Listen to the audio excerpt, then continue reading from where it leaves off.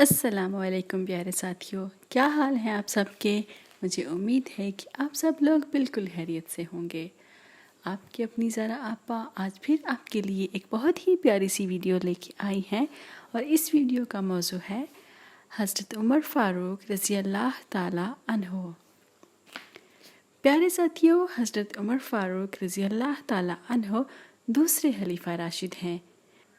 وہ حضرت ابوبکر صدیق رضی اللہ تعالی عنہ کی وفات کے بعد مسلمانوں کے خلیفہ بنے۔ وہ قریش کے معزز خاندان سے تھے۔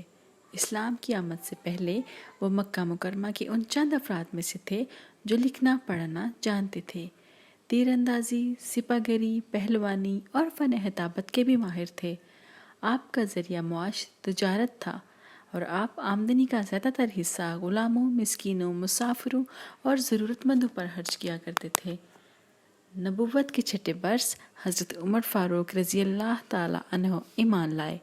حضرت عمر فاروق رضی اللہ تعالی عنہ کے ایمان لانے پر مسلمانوں نے خوشی سے زور کا نعرہ لگایا۔ دراصل حضرت محمد رسول اللہ صلی اللہ علیہ وآلہ وسلم نے کچھ ہی دن پہلے دعا فرمائی تھی، اے اللہ، اسلام کو عمر بن ہشام یعنی ابو جہل یا عمر بن خطاب کے ذریعے عزت عطا فرما۔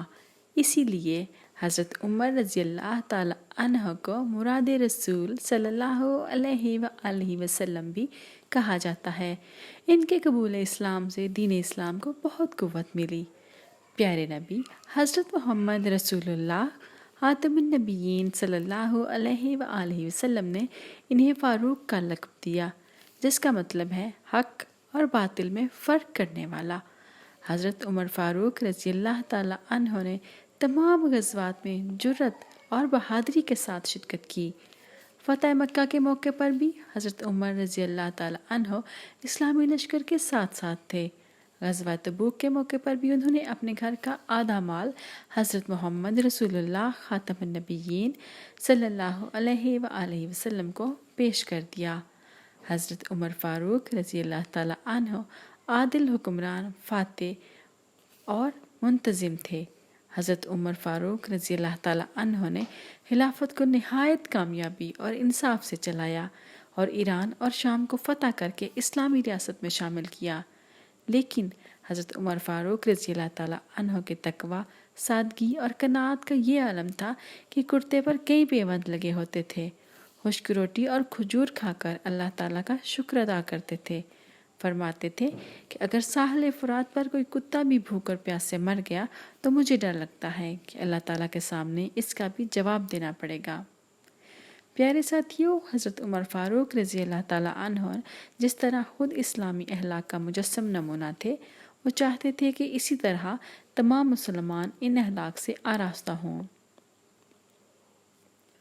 حضرت عمر فاروق رضی اللہ تعالی عنہ کے دور حکومت میں پہلی دفعہ مردم شماری کروائی گئی، باقاعدہ عدالتیں قائم کی گئیں، پولیس کا محکمہ قائم کیا گیا اور جیل خانے بھی بنائے گئے، اور حکومت کا مستقل خزانہ قائم کیا گیا۔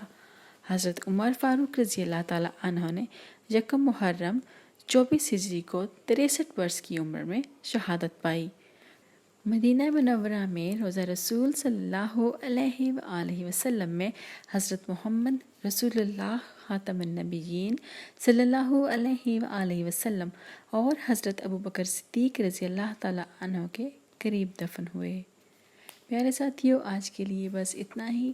ذرا آپ کے لیے مزید اور پیاری پیاری سی کہانیاں لے کے آتی رہیں گی۔ آپ ان کہانیوں کو لائک کیجیے اور اپنے فرینڈس کے ساتھ شیئر کیجیے۔ میرے چینل کو